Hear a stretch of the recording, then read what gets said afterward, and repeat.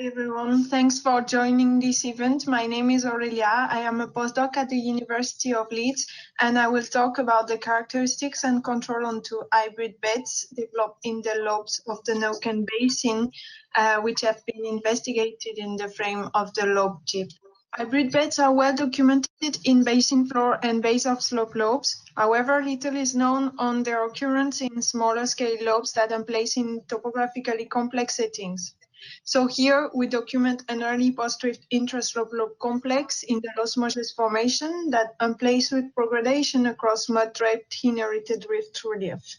So here is the stratigraphic architecture of this lobe complex that is relatively coarse-grained and argillaceous with widespread hybrid beds from lobe axis to fringe, high facies variability and thinning across short distance towards the pinch-out, and well-developed erosion and scoring even in lobe fringe. So here we're going to discuss the three main types of hybrid beds recognized in these lobes.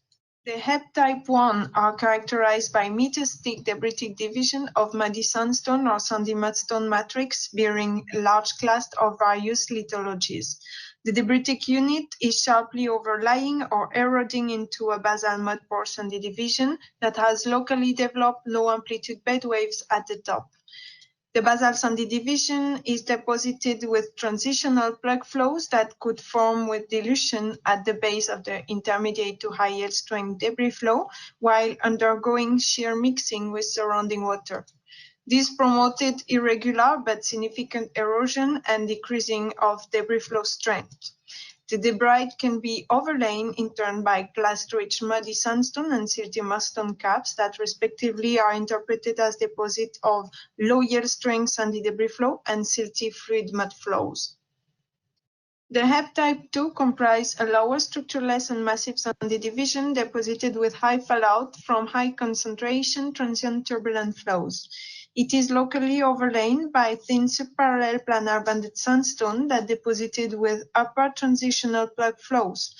This banded division is poorly developed at the expense of a clast-rich muddy sandstone debritic division that is capped by silty mudstone. These were respectively deposited by intermediate yield strength debris flow and silty fluid mud flows. These beds might record a rapid flow deceleration, preventing the development of the banded division. Hep Type 3 comprise a basal sandy division overlain gradually or sharply by a banded sandstone that is locally capped by silty mudstone. This banded division consists into matrix-rich sandstone, which can show at the base large stretched mudstone clast lags and also distributed along subparallel planar mud-ridge bands. These are overlain by tractional heterolytic bed forms such as asymmetric ripples or amok-key structures that were formed with traction beneath clay-rich lower to upper transitional plug flows. In contrast to previous HEBs, these beds with well-developed banded division record a slow flow deceleration with variable cohesion that permitted the development of a range of banded facies. So if you want to know more about, have a look at Chris Stevenson's paper. So to conclude about the origin of HEBs that have been presented, the thick HEBs are interpreted as transformation product of long run-out debris flow with significant erosion and proximal shelf slope source. The sporadic distribution through the lobe complex reflect an external control onto their development.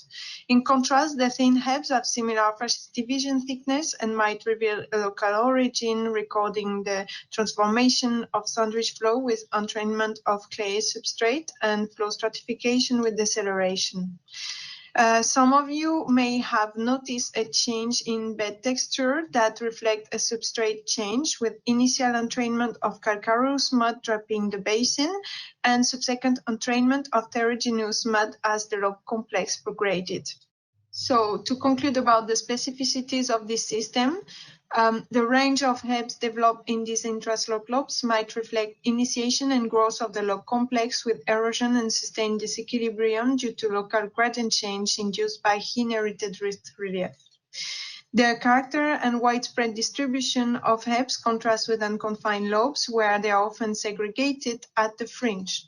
Notably, the banded facies occur not only in lobe axis, but also at fringe, and they make the bulk of the lobe complex pinch-out margin as they outrun the HEBs one with thick debris that remain trapped in the lobe depot center. Also, the Hep-rich pinch-out contrasts with other pinch-out of intraslope lobes that are sandier. And this difference might be inherent to the development of lobes in early post-drift settings where inherited topography can promote the development of a range of Heps.